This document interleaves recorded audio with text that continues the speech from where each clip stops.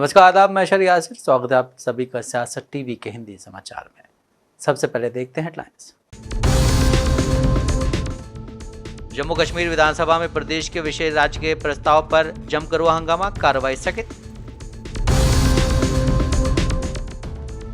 सलमान खान के बाद शाहरुख खान को मिली जान से मारने की धमकी, पुलिस ने दर्ज किया मामला। हेमंत सोरेन ने भाजपा पर साधा निशाना, कहा हिम्मत है तो सामने से आकर लड़ो। पूर्व मंत्री स्मृति ईरानी ने कहा धारा 370 के लिए प्रस्ताव पास करना देश तोड़ने की मानसिकता। पैगंबर मोहम्मद साहब पर आपत्तिजनक बयान देने वाला बाबा रामगिरी पर भड़के ओवैसी, कहा पुलिस करे उसको गिरफ्तार। यूपी के बहराइच में बुलडोजर एक्शन पर योगी सरकार से हाईकोर्ट ने 4 पॉइंट पर मांगा जवाब। ट्रंप की जीत पर ईरान की तरफ से आया बयान, का यूएस के पास पिछली गलत नीतियों की समीक्षा का है मौका। अब समाचार विस्तार से। जम्मू कश्मीर विधानसभा में आज जबरदस्त हंगामा हो गया। अनुच्छेद 370 के बहाल के प्रस्ताव पर सत्ता पक्ष और विपक्षी पक्ष के विधायक आपस में भिड़ गए। मामला इतना गर्म हो गया कि बात हाथापाई तक की नौबत आ गई। दोनों गुट में हाथापाई भी हो गई। इंजीनियर रशीद के भाई खुर्शीद शेख ने अनुच्छेद 370 पर बैनर दिखाए। नेता प्रतिपक्ष सुनील शर्मा ने इस बैनर का विरोध किया। भारी हंगामे के बाद स्पीकर ने 15 मिनट के लिए सत्र की कार्रवाई स्थगित कर दी। हालांकि बाद में पूरे दिन के लिए कार्रवाई स्थगित हो गई।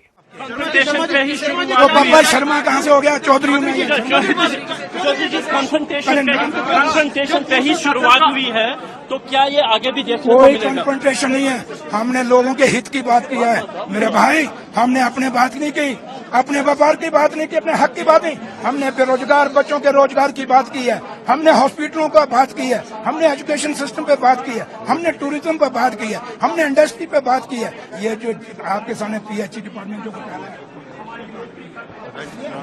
पे बात कर रहे हैं, ये सिर्फ अपनी कुर्सी चलाने की बात कर रहे हैं, लेकिन लोग इनको जवाब देंगे। लोग देख रहे हैं। ये आप जब देखते हैं तो आप भी बड़े सीनियर जर्नलिस्ट हैं, इनके बीजेपी के पेज पे देखो जाके लोग क्या बोल रहे हैं। इसलिए लोग चाहते हैं जो नेशनल कांग्रेस बोल रही है, जो मेरे लीडर फारूक अब्दुल्ला साहब बोल रहा है, उमर अब्दुल्ला साहब बोल रहा है, जो सुरेंद्र चौधरी बोल रहा है, वो लोगों के हित की बात है। जो ये बात करें ये अपने हित कांग्रेस की प्रदेश, जिला और ब्लॉक कार्यकारिणी को भंग कर दिया गया। वहीं अब कांग्रेस प्रदेश अध्यक्ष प्रतिभा सिंह ने पूरे मामले पर प्रतिक्रिया दी है। उन्होंने कहा कि कई पदाधिकारी निष्क्रिय थे, इसलिए संगठन की मजबूती के लिए कार्यकारिणी को भंग करना जरूरी हो गया था। अभी बैठ के इसके ऊपर विचार विमर्श किया जाएगा। सीनियर लोग, मैं माननीय मुख्यमंत्री जी से भी बात करूंगा, उप मुख्यमंत्री जी से भी बात करेंगे कि इनका क्या सुझाव है, वो किन किन लोगों को चाहते हैं, किन को तवज्जो दी जाए, और जो लोग निष्क्रिय हैं, जिन्होंने पिछले चुनाव में अपना योगदान नहीं दिया, उनको उनकी जगह कर अच्छे लोगों को लाया जाए। देखिए, हमारा उद्देश्य ही ये है कि हमने पार्टी को स्ट्रांग करना है।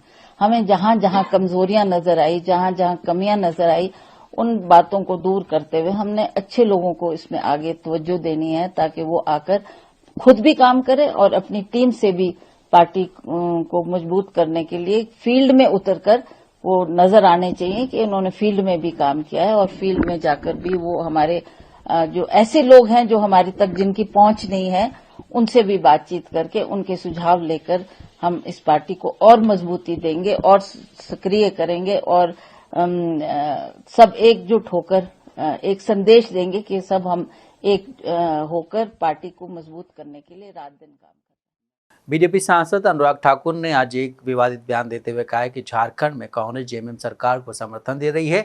क्षेत्र में तेजी से हो रहा जनसंख्यिकीय बदलाव अपने आप में सवाल खड़े करता है। पीएम ने कहा है कि एक हैं तो सुरक्षित हैं। मैं आप सभी से कहना चाहता हूं कि ऐसा ना करें। बटेंगे तो कटेंगे। हम जाति, भाषा या क्षेत्र के आधार पर बंटना नहीं है। हमें एक साथ आकर अपने भारत को आगे लेकर जाना। इतिहास गवाह है कि जब भी हम जाति, भाषा के आधार पर बटे हैं तो हम कटे हैं।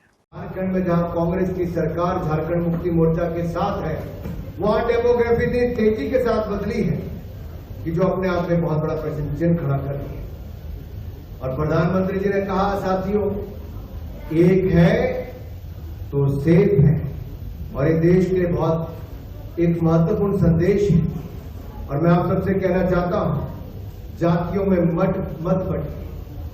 जातियों में बटेंगे तो कटेंगे, एक रहेंगे तो देख रहेंगे।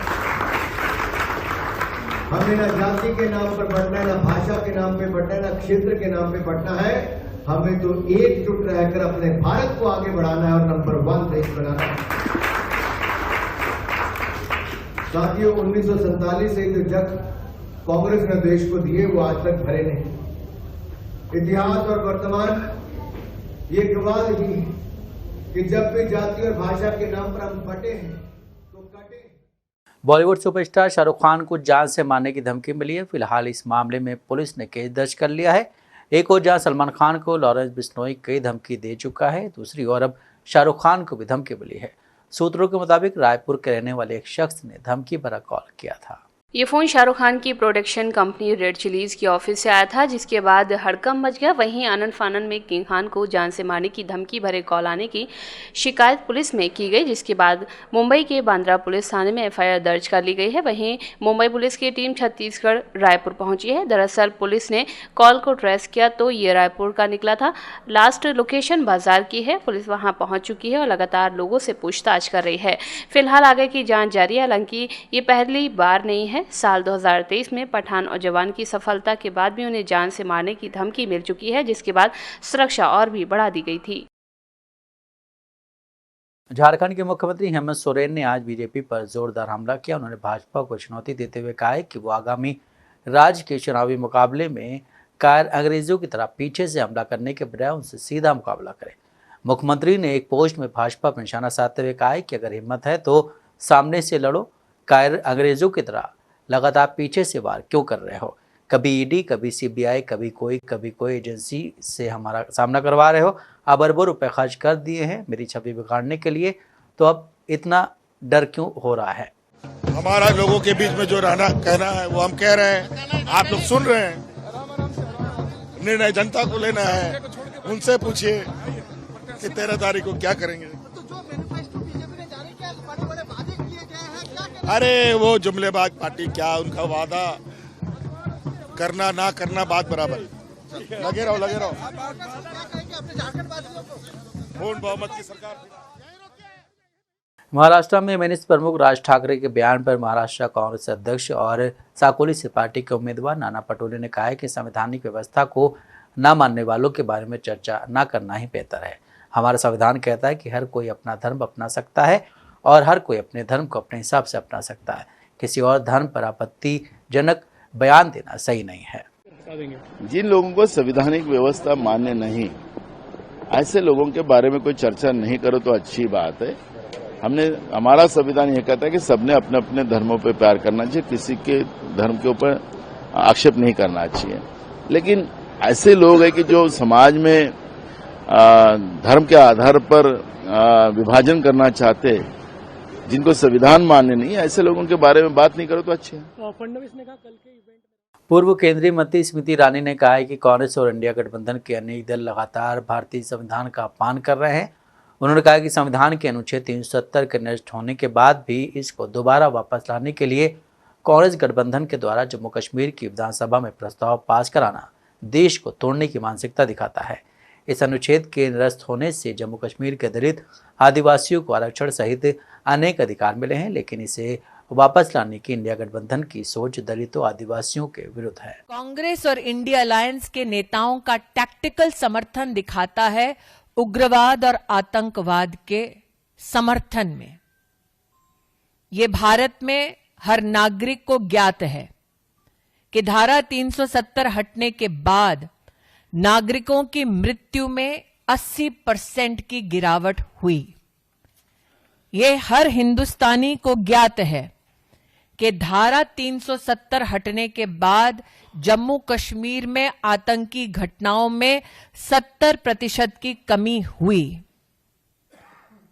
लोकतांत्रिक ढांचे के माध्यम से एक चुनी हुई सरकार विकास के मुद्दों पर काम करने की बजाय, भारत को जोड़ने की बजाय भारत को तोड़ने का प्रमाण दे रही है। महाराष्ट्र में एमएनएस प्रमुख राज ठाकरे के सत्ता में आने पर मस्जिदों से लाउडस्पीकर हटाने के वादे पर केंद्रीय मंत्री रामदास अठावले ने निशाना साधते हुए कहा है कि वो बार बार ऐसे बयान देते हैं, वो लाउड स्पीकर नहीं हटा सकते हैं, साथ ही वो सत्ता में भी नहीं आ सकते हैं।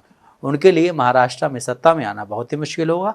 साथ ही अठावले ने कहा है कि मेरी पार्टी के लोग लाउड स्पीकर हटाने वालों को सबक सिखाएंगे। मुझे लगता है कि राज ठाकरे जी बार बार इसी तरह की बयानबाजी करते हैं और हमारी सरकार आएगी तो हम मस्जिद के भोंगे हटाएंगे। तो मतलब भोंगे ऐसे हट नहीं सकते हैं। राज ठाकरे की सरकार भी आ नहीं सकती है। कितने भी साल जाएंगे तो भी राज ठाकरे की सरकार आना बहुत बड़ा मुश्किल है। उनका तो एक एमएलए चुनकर आता है, वो भी अपने बलबूते पर आता है। वो राज ठाकरे के कारण उन्होंने नहीं चुनकर आता है। तो उनकी सरकार कहां से आएगी, कहां से वो भोंगे निकालेंगे? और अगर वो भोंगे निकालेंगे तो भोंगे निकालने वालों को मिटाएंगे। मतलब ऐसा भोंगा नहीं निकाल सकते हैं। मैंने मुसलमानों के बारे में जो आतंकवादी मुसलमान है इसका मैंने कड़ा विरोध किया है, लेकिन देश पर प्रेम करने वाले मुसलमान है, भारत के संविधान पर प्रेम करने वाले मुसलमान है, हिंदुओं के साथ भाईचारा मजबूत करने वाले जो मुसलमान है, ऐसे मुसलमानों का विरोध करना ठीक नहीं है। और मस्जिद में अजान होता है, 1-2 मिनट का अजान होता है, उसके भोंगे निकालने के पीछे क्यों पड़ रहे हैं? झारखंड के मुख्यमंत्री हेमंत सोरेन के ट्वीट पर जेएमएम नेता मनोज पांडे ने कहा है कि ये पूरी लड़ाई असली 56 इंच और डुप्लीकेट 56 इंच के बीच है। एक आदिवासी आंदोलनकारी का बेटा जिसके डीएनए में लड़ना और जीतना है। हम झारखंडी लड़ते हैं और जीतते हैं। वो बेईमानी से राजनीति लड़ाई लड़ रहे हैं। वो ईडी, सीबीआई, आईटी को मैदान में उतार रहे हैं। हिम्मत है तो इन सारी चीजों का जवाब दीजिए। ये 56 इंच का नारा देते हैं लेकिन काम वैसा कुछ नहीं करते। ये राजनीतिक लड़ाई भी लड़ते हैं फाउल गेम खेल के। ये ईडी, सीबीआई, इनकम टैक्स, चुनाव आयोग सबको आगे कर देते हैं। अरे माँ का दूध पिया है तो राजनीतिक लड़ाई राजनीतिक मैदान में लड़ो। क्यों हेलीकॉप्टर रुकवा देते हो? क्यों डर जाते हो आदिवासी का बेटा से?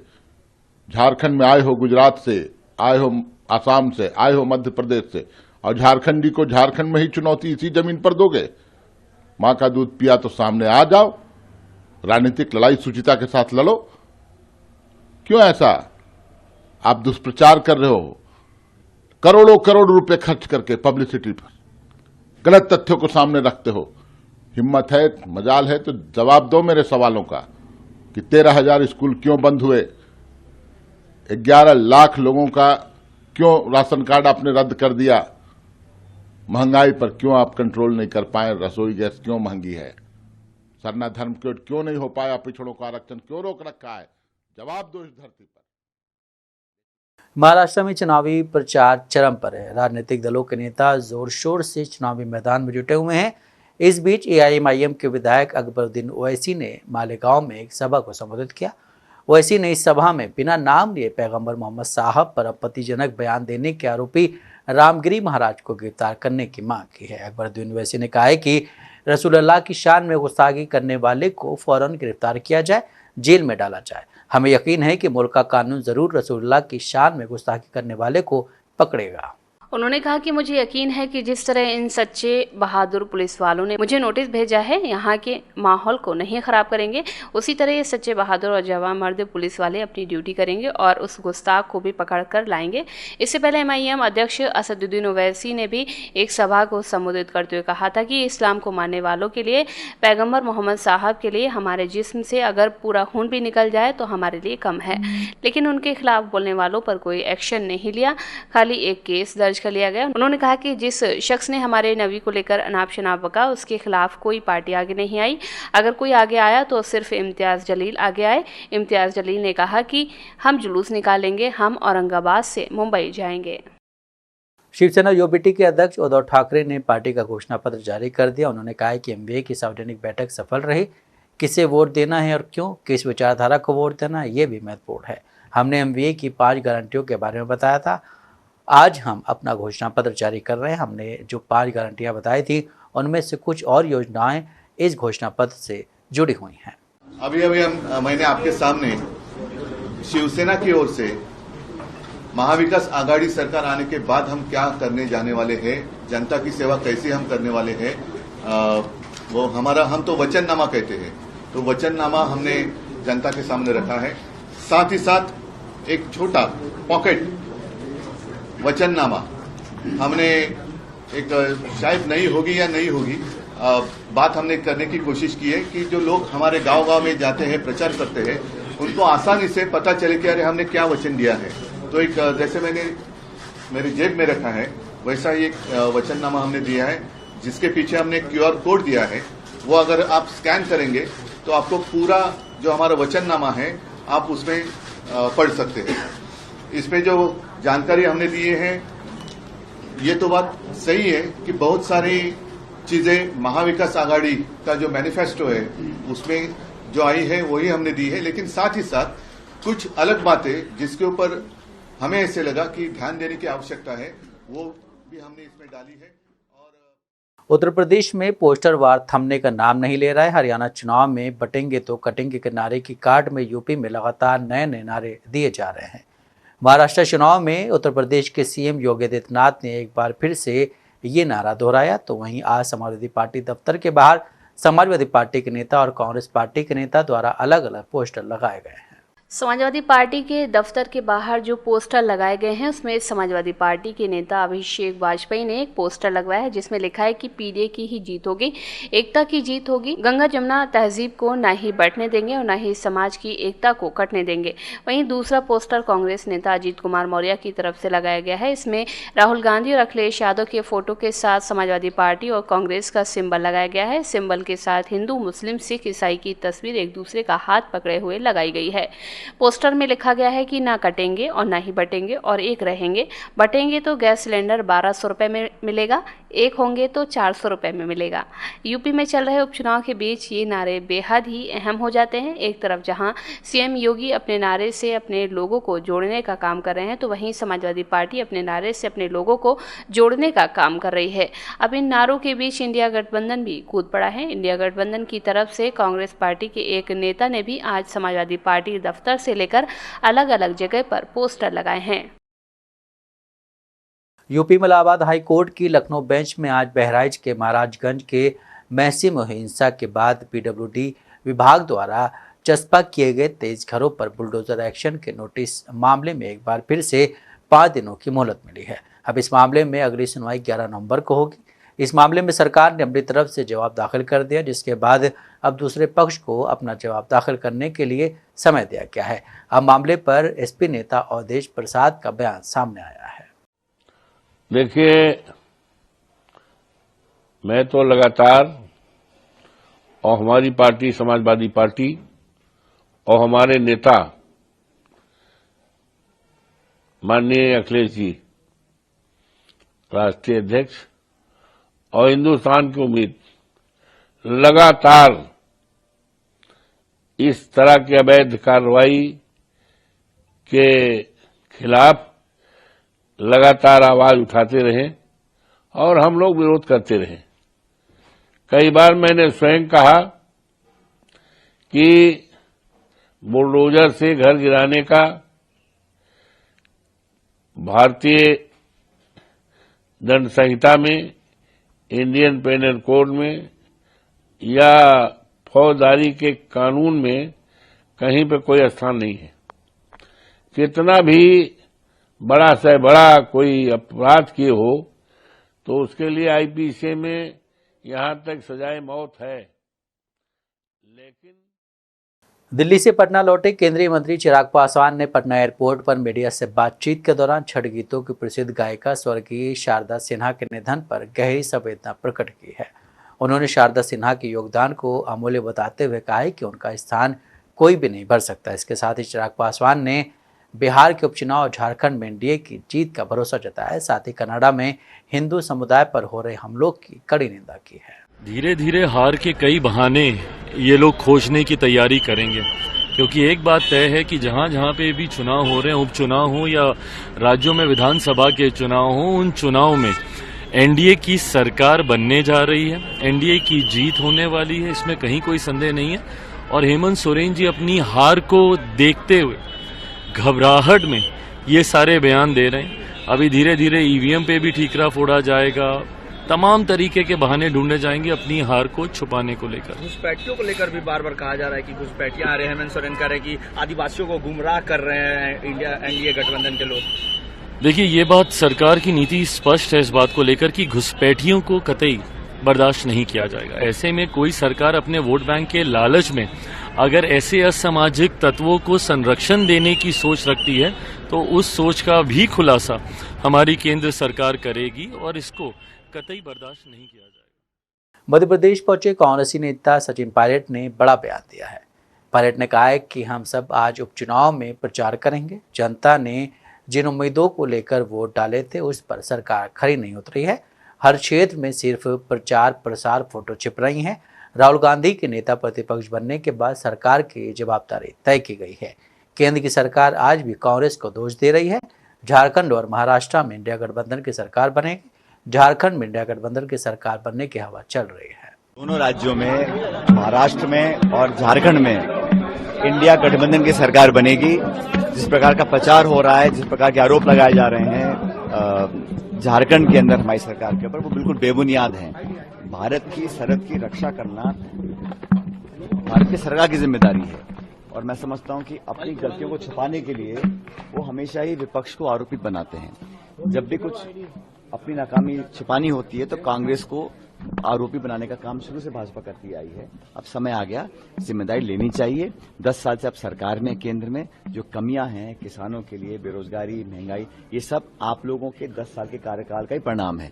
तो जवाबदेही होनी चाहिए और मुझे लगता है कि हर मुद्दे पर आज भाजपा बैकफुट पर है, इसलिए वो कांग्रेस के नेताओं को कोसने का काम करते हैं। उनको अपने गिरबान में झांकना चाहिए और सत्य बात बोलनी चाहिए। चुनाव प्रचार का मतलब नहीं है कि आप बेबुनियाद बातें बोलें।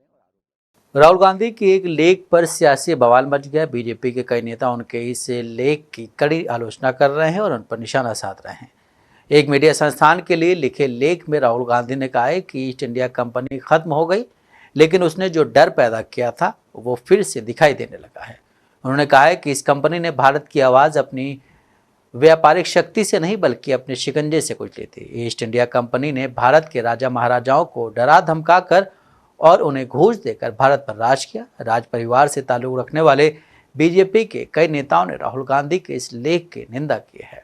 जी बिल्कुल, जो राहुल गांधी के लेख में उन्होंने कहा है, मैं उसकी घोर निंदा करती हूँ।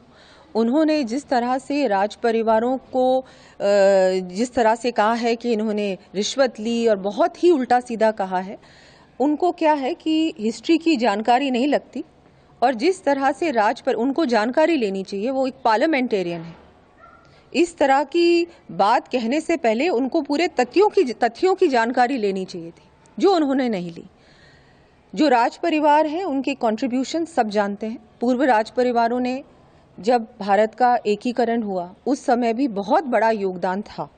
सबसे पहले सारे जो हमारे पूर्व राज परिवार हैं वो आगे बढ़कर उन्होंने जब सरदार वल्लभ भाई पटेल जब उनके आग्रह पे, उनके आह्वान पर जब भारत का एकीकरण हुआ, सबसे पहले जितने भी हमारे राज परिवार हैं वो आगे बढ़कर उन्होंने कहा हम सब साथ मिलकर एक नया भारत। वहीं अमेरिका के चुनाव में डोनाल्ड ट्रंप को जीत हासिल हुई है। अपने चुनाव प्रचार में ट्रंप लगातार गाजा युद्ध का जिक्र करते रहे हैं।